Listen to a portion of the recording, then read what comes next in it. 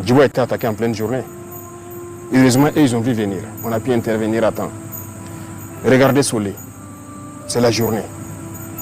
On n'a pas été alerté pendant que le drone était à côté. Tankwalou, en pleine journée. Pas d'alerte, c'est le drone qui a vu lui-même.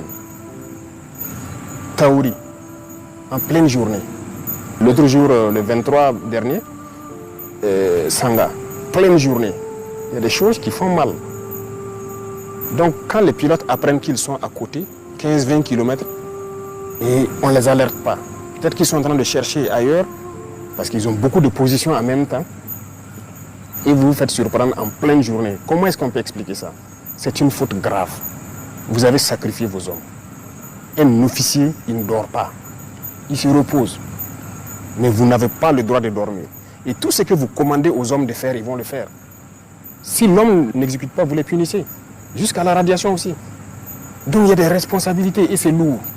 Et les gens doivent se réveiller. On a eu des cas où des gens signalent l'arrivée d'ennemis.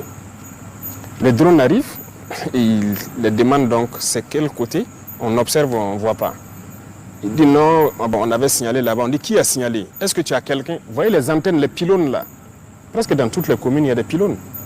On dit aux gens même de monter là-bas et guetter au loin, ça vous permet de voir en profondeur. Ils ne le font pas. Les pilotes le demandent, est-ce que tu as mis quelqu'un dans l'antenne pour observer au loin, pour nous guider? Il dit oui. Et le pilote lui répond, vous mentez, je suis à votre verticale, il n'y a personne sur l'antenne. Il se rend compte maintenant que c'est la réalité. Mais vous mentez à qui? Ça, ce n'est pas un comportement d'officier. On a connu ces cas, beaucoup de cas comme ça.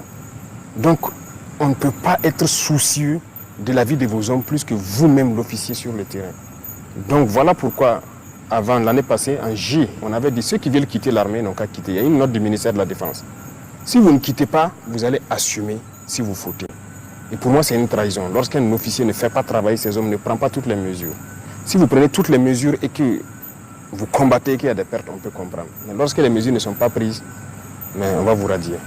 Ça sera sans appel, parce que vous n'allez pas sacrifier les enfants des gens inutilement.